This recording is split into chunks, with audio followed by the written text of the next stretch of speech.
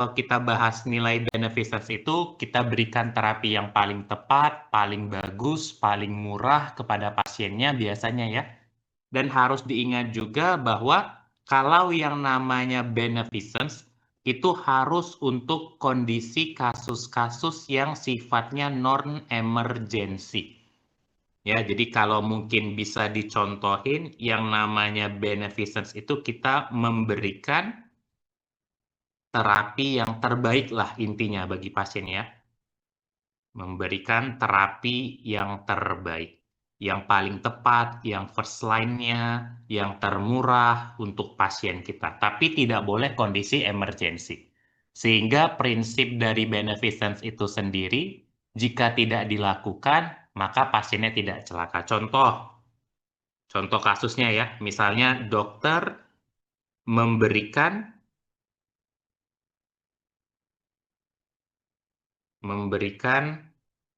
amoksisilin, ya kan? Amoksisilin pada pasien tonsilitis bakteri, misalnya. Seperti ini ya. Nah, tonsilitis bakteri. Ini contoh daripada nilai beneficence, di mana si dokternya memberikan terapi yang tepat, terapi yang terbaik bagi pasiennya. Dan ini kondisinya non-emergency. Lalu ada yang kedua, teman-teman. Nilainya adalah non-maleficence, di mana non-maleficence ini adalah prinsip untuk kasus-kasus yang sifatnya adalah emergency. Jadi kita periksa menggunakan nilai yang namanya do no harm. Do no harm itu artinya pasiennya itu sudah dalam kondisi berbahaya, jadi jangan diperparah lagi. Itu maksud do no harm. Ya, di mana prinsipnya namanya emergency, kalau tidak kita lakukan, maka pasiennya akan mengalami celaka. Ya, contohnya ya yang penting kasus-kasus emergency, misalnya dokter melakukan RJP ya kan? Nah, dokter melakukan RJP pada cardiac arrest. Nah, pada pasien dengan cardiac arrest. Nah, ini kan udah sesuai ya teman-teman ya. Orang dengan cardiac arrest ya memang harus kita RJP. Nah, ini kondisinya adalah kondisi kasus gawat darurat. Maka itu masuk ke dalam nilai non-maleficence. Ada lagi namanya nilai autonomi, teman-teman. Nilai autonomi itu kita memberikan pasien haknya untuk memutuskan apakah dia ingin menyetujui suatu terapi atau dia ingin menolak suatu terapi. Jadi dalam dunia medis, kita itu tidak bisa memaksakan pasien untuk menerima terapi kita. Kita hanya bisa sifatnya menganjurkan. Kembali lagi ke pasiennya, apakah dia mau menerima atau dia ingin menolak. Gitu ya, itu namanya hak autonomi. Lalu yang terakhir ada namanya justice. Justice itu artinya kita memperlakukan pasiennya dengan adil, dengan sama. Ya, contohnya teman-teman, kita tidak membeda-bedakan pasiennya itu apakah dia pasien dari BPJS atau VIP gitu ya. Misalnya dokter memperlakukan dengan sama, ya kan? Memperlakukan dengan baik pasien VIP dan pasien BPJS gitu ya. Nah, kita nggak pandang bulu tuh siapa pasien kita. Mau VIP lah, mau BPJS kelas 3 lah, bebas aja. Intinya semua akan diperlakukan sama. Obatnya sama, cara menanganinya sama, cara menegakkan diagnosanya sama. Itu namanya nilainya justice, adil. Nah, terus teman-teman ada lagi turunan-turunan nilai. Contohnya, teman-teman, ada namanya autonomi nih. Ya, yang di autonomi ini. Ini ada beberapa nilai turunannya. Yang pertama ada namanya veracity, dari kata vera. Vera itu artinya sebenar-benarnya berbicara jujur dan terbuka. Ya, jadi dokternya berbicara apa adanya. Kalau sakit ya dibilang sakit. Kalau tidak sakit ya tidak sakit. Ya kan? Dan kalau dia berbicara itu harus yang benar. Jadi nggak boleh ada yang dibohong-bohongin gitu ya. Misalnya nggak sakit, tapi dibuat surat sakit. Nah, itu berarti tidak veracity. Yang kedua ada namanya privacy. Privacy ini, teman-teman, ini menghormati privacy atau kerahasiaan, tapi kalau privacy ini lebih ke berupa pemeriksaan fisik. Lebih ke berupa pemeriksaan fisik. Contoh, ya kan? Dokter memeriksa organ genital di ruangan tertutup ya, genital di ruang tertutup. Nah, ini namanya privacy. Kan nggak mungkin kita periksa organ genital di ruang terbuka gitu ya. Kalaupun di IGD misalnya pasti kita akan tutup tirainya. Dan mungkin kita akan dampingi satu orang, minta satu orang perawat nemenin gitu ya. Yang biasanya satu jenis kelamin dengan si pasiennya agar nanti tidak ada ini ya dalam tanda kutip tidak ada nanti konflik ke depannya. Nah, itu namanya privacy, teman-teman. Jadi dia lebih ke berupa pemeriksaan fisik. Ada lagi namanya confidentiality. Ini juga sama-sama kerahasiaan. Cuma kalau confidentiality lebih ke berupa informasi medis. Informasi medis. Nah, jadi gimana hasil pemeriksaan pasien, ya kan? Nah, contohnya ya dokter tidak membicarakan pasien.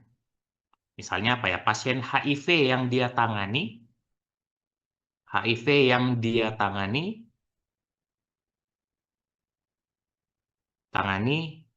dengan temannya. Jadi ini kan sering nih ya biasanya ya, lagi duduk bareng teman-teman. Nah, dia nggak dibicarain ya. Nggak ada diomong-omongin, ih pasien si itu HIV loh dia tuh. Tahu kalian yang di ruangan ini loh. Nah, itu namanya confidentiality, teman-teman. Menjaga rahasia berupa informasi medis. Oke, ada lagi namanya fidelity. Fidelity itu artinya tepat janji ya. Jadi ya kalau dokternya janji misalnya, Bu, nanti kita konsul ulang lagi ya minggu depan ya. Nah, di hari Senin. Nah, dokternya harus memastikan hari Senin dia buka. Jangan nanti dia bilang ke pasiennya nanti datang lagi hari Senin. Toto hari Senin dia tutup. Nah, itu berarti tidak fidelity, tidak tepat janji. Nah, ternyata dalam kehidupan sehari-hari, kita itu teman-teman mustahil untuk menjalankan keempat nilai dasar moral ini sekaligus. Akan ada banyak situasi di mana kita harus memilih salah satu dari nilai ini dan kita melanggar nilai yang lain. Nah, ini akan sering kita jumpai kalau dalam kehidupan sehari-hari. Makanya, itu dikenal dengan namanya dilema etik dan prima facie. Dilema etik itu ketika dokter sudah mengetahui, oh ternyata saya ada di situasi di mana saya tidak bisa memilih keempatnya sekaligus. Ada yang harus saya ikuti dan ada yang harus saya langgar. Itu namanya masih dilema. Si dokternya belum memutuskan, tapi dia udah tahu nih bahwa oh ada yang harus diikuti, ada yang harus dilanggar. Baru teman-teman ada lagi namanya prima facie. Kalau prima facie si dokternya sudah memutuskan.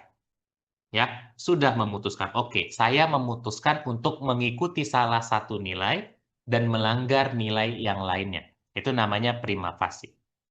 Kalau dalam kehidupan sehari-hari, ada beberapa pertimbangan kita memilih suatu nilai. Yang pertama ada namanya berdasarkan medical indication, berdasarkan indikasi medis. Oke, berdasarkan indikasi medis kayaknya lebih bagus. Misalnya nih ada pasien sepsis, ya kan? Gara-gara gangren diabetik. Oh, mungkin ada bagusnya diamputasi daripada terapi antibiotik. Nah, ini berarti indikasi medis. Ada lagi berdasarkan patient preference, ya. Kalau berdasarkan patient preference, berdasarkan request pasien. Nih ya. Nah, request pasien. Contoh nih ya, misalnya dokter memberikan ciprofloxacin sesuai dengan permintaan pasien. Floxacin sesuai dengan permintaan pasien. Misalnya kita pertama itu mau meresepkan amoxicillin. Pasiennya bilang, dok boleh nggak dok saya pakai ciprofloxacin? Kayaknya saya lebih sesuai dengan itu dok. Boleh. Nah ya, karena memang masih bisa misalnya. Maka itu namanya adalah patient preference. Nah, berdasarkan request pasien. Ya, simpelnya berdasarkan permintaan pasien. Permintaan pasien. Oke, terus ada lagi quality of life ya. Ini biasanya untuk penyakit-penyakit psikiatri, penyakit-penyakit terminal ya. Jadi ada beberapa pengobatan tujuannya adalah untuk meningkatkan kualitas hidup. Nah, pemberian anti nyeri, pemberian anti apalagi misalnya anti demam dan lain-lain ya. Nah, itu untuk meningkatkan kualitas hidup. Ada lagi contextual features. Terkadang dalam memberikan suatu obat, kita perlu mempertimbangkan nilai-nilai adat istiadat, agama, ekonomi. Apalagi kalau memang obatnya itu ada beberapa pilihan. Contoh ada pasien nih misalnya ya, contoh. Misalnya dokter memilih obat yang tidak mengandung babi misalnya ya, tidak mengandung babi pada pasien muslim ya, pasien yang beragama Islam, misalnya seperti ini ya. Nah, contoh nih. Karena contohnya misalnya obat pengencer darah deh. Obat pengencer darah itu ada yang terbuat dari babi, ada yang tidak. Ya kan? Nah, karena kita tahu nih, oh pasiennya ini muslim nih, ya udahlah saya resepkan yang tidak mengandung babi misalnya. Nah, itu namanya contextual features. Ya, ketika kita mau transfusi darah, tanya dulu ya kan. Gimana, boleh nggak transfusi darah? Karena ada beberapa aliran kepercayaan tuh nggak boleh transfusi darah. Nah, itu semuanya namanya pertimbangan contextual features. Ini kalau dalam kehidupan sehari-hari. Tapi Bang, kami kan mau persiapan UKM PPD nih Bang. Kalau berdasarkan untuk ujian CBT-nya gimana Bang? Oke. Kita berdasarkan untuk ujian CBT-nya, teman-teman harus tahu bahwa nilai yang tertinggi itu adalah autonomi. Pakai ini aja teman-teman ya, Smart Way-nya ya. Nah, jadi harus ingat nilai yang tertinggi itu adalah autonomi. Ini ranking 1. Artinya, kalau nilai autonomi berbenturan dengan nilai lain, kita nggak ada opsi. Kita harus memprioritaskan autonomi. Baru di bawah autonomi, teman-teman, nilai yang kedua itu adalah non-maleficence. Non-maleficence. Jadi kalau dia berbenturan dengan nilai non-maleficence, selain dengan nilai autonomi, kita prioritaskan nilai non-maleficence. Baru setelah itu di bawahnya ada nilai justice dan beneficence. Justice dan beneficence.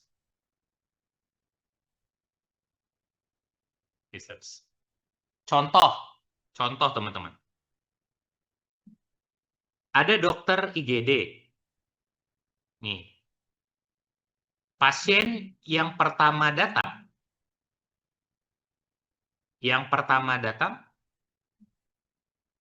Pertama datang itu demam.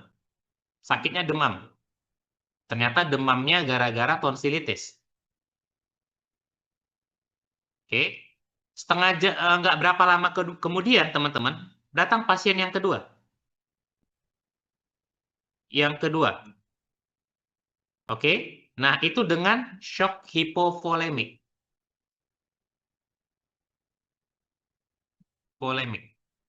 Kira-kira teman-teman, kalau kalian sebagai dokter IGD-nya, yang mana yang kalian obatin dahulu? Ini pasien yang pertama datang, demam, tonsilitis, terus datang lagi habis itu pasien yang kedua, shock hipovolemik. Kalian sebagai dokternya yang mana duluan yang kalian obati? Karena dokternya cuma satu nih, pasiennya dua. Oke, pasien yang kedua, benar. Ya. Oke, kalau kalian pilih pasien yang kedua, berarti nilai apa yang kalian ikuti, teman-teman? Nilai yang diikuti dokternya. Kenapa kalian pilih nomor 2 dulu? Karena kalian tahu bahwa pasien nomor 2 lebih gawat. Berarti kalian mengikuti nilai non-maleficence, ya kan? Kondisi emergensi. Berarti kalian mengikuti non-maleficence. Maleficence. Karena tahu, oh ini kasusnya emergensi. Kalau kasus emergensi, nilainya pasti non-maleficence. Nggak mungkin nilai yang lain. Oke, tapi nilai apa yang kalian langgar, teman-teman? Kalian walaupun mengikuti satu, tapi ada yang kalian langgar. Nilai yang dilanggar nilai apa? Ada yang tahu nggak? Nilai yang dilanggar ini adalah nilai, mungkin ada saran? Justice, benar. Karena kan harusnya sesuai aturan, Bang. Adil dong. Yang datang pertama dia duluan yang diobati. Yang datang kedua, yang kedua diobati. Benar. Nah, benar nggak yang kalian buat ini? Benar, teman-teman. Kenapa? Karena nilai non-maleficence, nilainya lebih tinggi daripada justice. Sehingga kalau berbenturan, yang diikuti adalah non-maleficence. Gitu. Ya, nah ini yang tadi Abang bilang, bahwa memang dalam kehidupan sehari-hari itu mustahil kita mengikuti keempat nilai sekaligus. Benar ya, jadi justice itu contohnya memperlakukan dengan sama, mengobati pasien sesuai urutan. Ya, yang datang pertama itu dulu, baru yang datang kedua gitu. Nggak boleh ada yang menyalip antrian, gitu ya. Nah, tapi kalau berbenturan dengan nilai non-maleficence, siapa boleh buat? Harus disalip antriannya, ya kan? Karena ada kondisi gawat dan darurat. Gitu. Oke, dan yang ini sudah benar ya? Nah, oke. Itu dia teman-teman. Jadi kalau masih belum diputuskan namanya dilema etik, kalau sudah diputuskan ingin mengikuti yang mana dan melanggar yang mana, maka namanya prima facie. Agar kita tidak bermasalah dalam kehidupan kita, tidak dipanggil-panggil nanti ke pengadilan, ya, maka ikutilah aturan ini teman-teman karena ada nilainya, ada rankingnya. Pilihlah ranking yang lebih tinggi kalau seandainya ada beberapa nilai yang berbenturan. Gitu. Oke.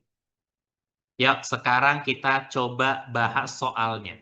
Ada seorang pasien, dia dirawat inap, minta izin kepada dokter mau melakukan ritual sesuai dengan kepercayaannya.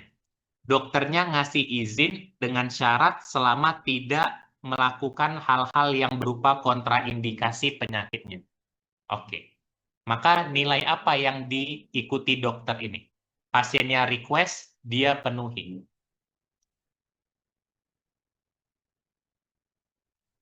Oke, benar. Permintaan pasien itu namanya nilai autonomi.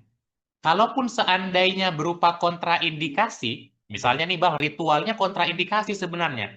Kalau pasiennya tetap kekeh, kita juga nggak bisa komen apa-apa, teman-teman. Paling ya kita bilang, oke Pak, sebenarnya kalau saya ini tidak setuju dengan ritual yang ini karena kontraindikasi dengan penyakit pasien. Tapi kalau Bapak tetap mau melakukan, ya itu kembali ke keputusan Bapak. Tapi harus tanda tangan bahwa dia menolak saran medis yang sudah kita berikan. Gitu ya. Karena nilai otonomi itu nilai tertinggi. Nggak ada lagi yang bisa mengalahkan. Si dokter yang ingin memberikan terapi yang terbaik bagi pasien itu kan nilai beneficence. Kalau autonomi berbenturan dengan beneficence, ya udah tetap autonomi yang menang. Gitu ya. Oke, mantap. Bener, ini adalah autonomi. Lanjut.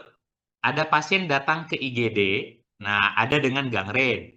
Terus ada tanda-tanda mulai mau jadi sepsis. Kemudian pasiennya juga ada riwayat sakit stroke, kondisi mentalnya juga ada depresi. Dokternya menyarankan amputasi, namun keluarganya memaksa ingin pulang. Kaidah dasar dokter untuk melakukan amputasi itu atas pertimbangan nilai apa, teman-teman? Iya, non-maleficence, karena nilai gawat darurat. Terus keluarganya yang minta pulang, ini nilai apa? Keluarga yang minta pulang, autonomi. Kalau kalian dari dokternya, yang mana yang kalian ikutin? Kalian masukkan ke ruang operasi atau kalian pulangkan pasiennya? Ya, kasus ini, yang mana yang benar? Kita, iya, autonomi, benar. Jadi ya dipulangin pasiennya, cuma tanda tangan bahwa dia menolak saran medis yang sudah kita berikan, harusnya diamputasi, tapi dia menolak. Maka tetap dipulangkan. Jadi kasus ini kalau seandainya ditanya mana yang benar, ya dipulangin pasiennya, tapi setelah tanda tangan. Gitu ya.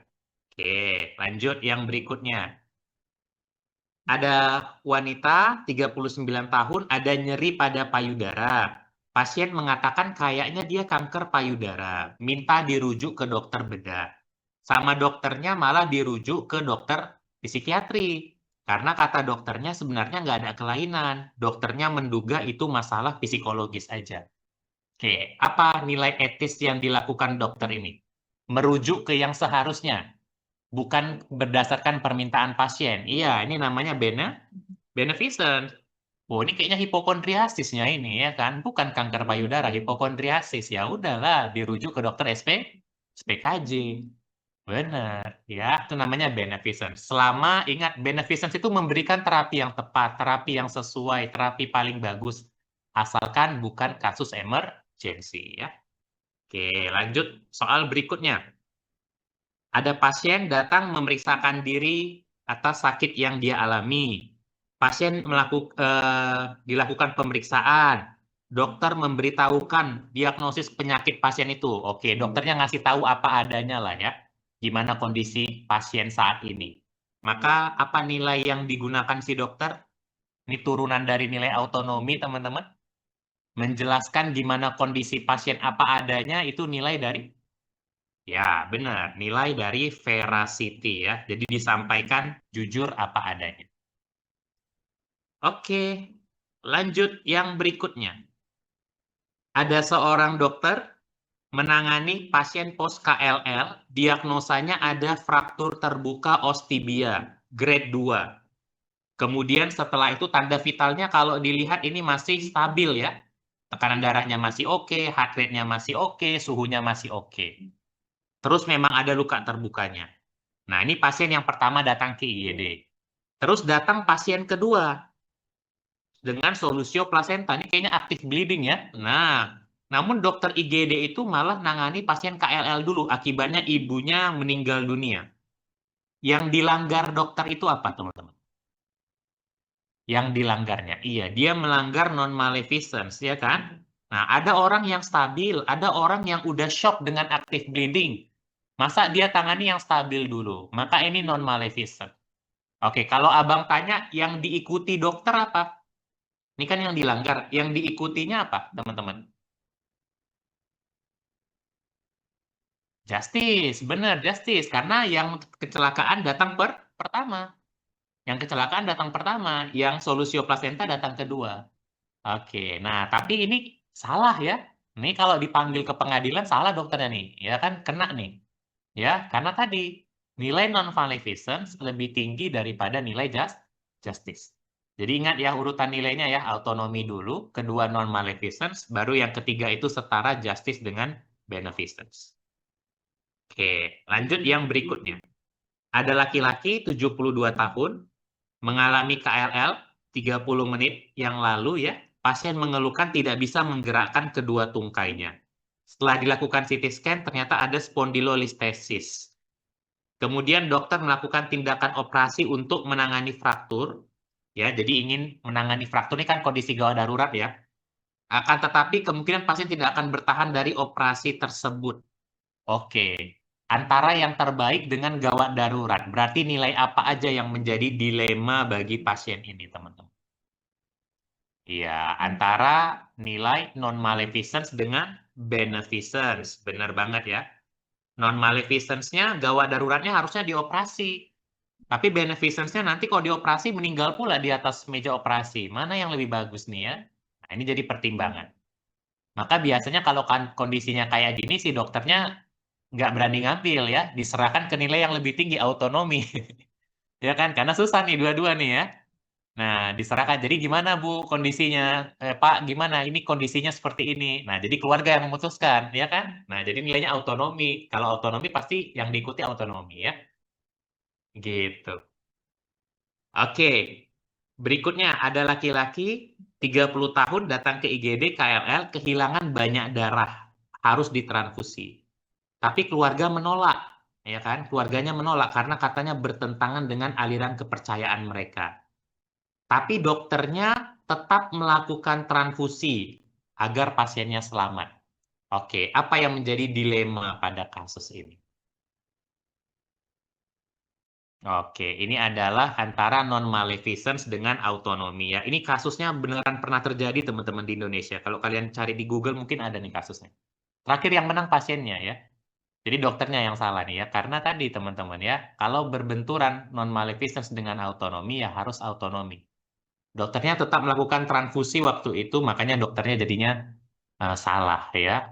Nah, jadi tidak boleh kalau nilai autonomi berbenturan dengan nilai yang lain, prioritaskanlah nilai autonomi.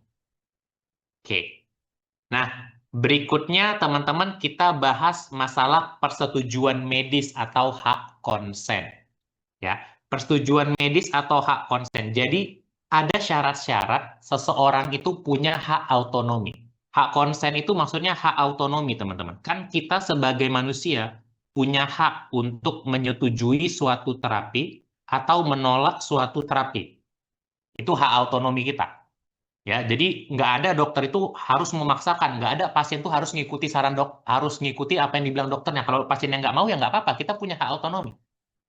Nah, tapi kapan kita mendapatkan hak kita? Yuk, ada syaratnya. Yang pertama, usianya harus minimal 18 tahun.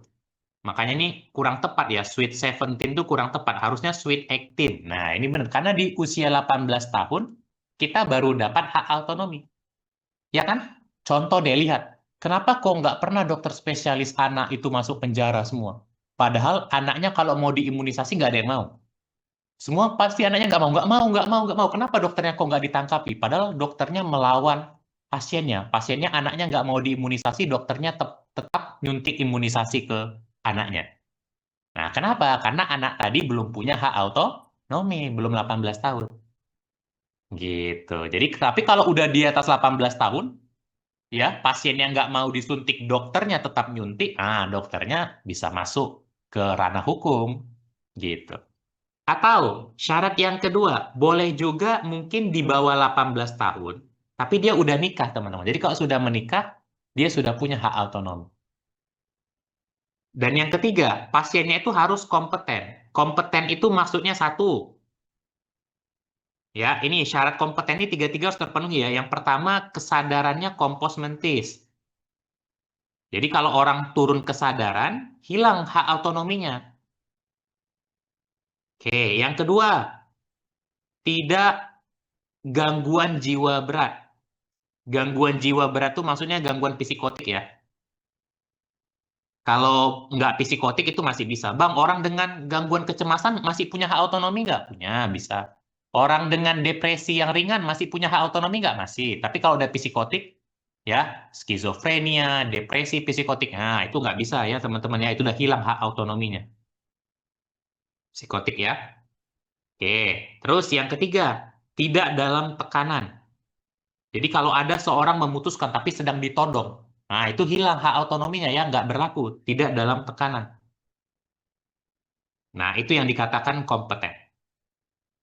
Oke, ternyata teman-teman, ketika seseorang kehilangan hak autonominya, maka hak autonominya akan digantikan oleh orang lain. Nah kita lihat yuk, siapa yang menggantikan? Kalau seseorang itu dalam kondisi belum menikah, ya, dalam kondisi belum menikah dan dia kehilangan hak autonominya, maka yang pertama kali menggantikannya adalah orang tua kandungnya dulu.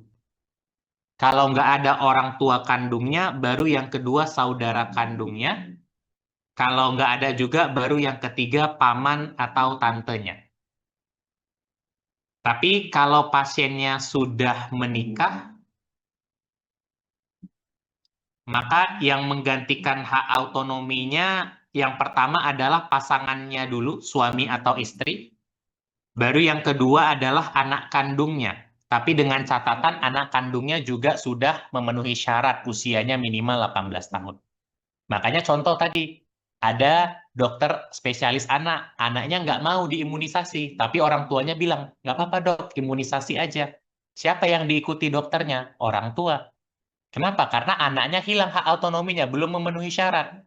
Hak autonominya siapa yang menggantikan? Karena anaknya belum nikah, ya orang tuanya. Makanya dokter ngikuti keputusan dari orang tua. Oke, terus teman-teman harus diingat nih ya, nih. Jadi kalau seseorang itu kehilangan hak autonominya, itu kan digantikan orang lain. Maka ingat di sini, ini penting untuk soal CBT, ya, bahwa pengganti hak autonomi untuk di Indonesia saat ini ya, saat ini, abang nggak tahu mungkin kedepannya bisa dirubah, tapi untuk saat ini pengganti hak autonomi harus ada di tempat, saat pengambilan keputusan. Jadi tidak boleh melalui via telepon, via video call, itu nggak boleh. Harus ada di tempat saat pengambilan keputusan. Jadi kalau dia tidak ada di tempat, dia juga gugur hak autonominya. Yang lainnya lagi yang menggantikan. Gitu. Oke. Nah, berikutnya teman-teman. Kalau seandainya untuk kasus-kasus emergensi, dan saat kasus emergensinya itu ada yang menggantikan hak autonominya, maka ya pengganti hak autonominya yang memutuskan. Tapi kalau seandainya nih, kondisi yang kedua, ada kasus emergensi tapi nggak ada yang menggantikan. Contoh misalnya ada pasien kecelakaan dibawa oleh warga sekitar. Itu kan nggak ada yang menggantikan hak autonominya. Nggak ada ini kan. Ini nggak ada. Maka itu dokter boleh langsung melakukan segala tindakan yang diperlukan karena itu dianggap pasiennya sudah setuju. Itu nanti namanya presume consent. Ya, ini namanya presume consent. Nanti kita bahas. Jadi pasien dianggap sudah setuju karena yang menggantikan hak autonominya tidak ada. Jadi hak autonominya sekarang ada di dokter. Gitu. Oke, itu dulu teman-teman kira-kira untuk masalah konsep. Sampai sini ada yang mau didiskusiin nggak? Masih aman ya teman-teman ya? Oke, kebetulan teman-teman Abang sudah masuk waktu Jumat di sini. Abang izin dulu ya, kita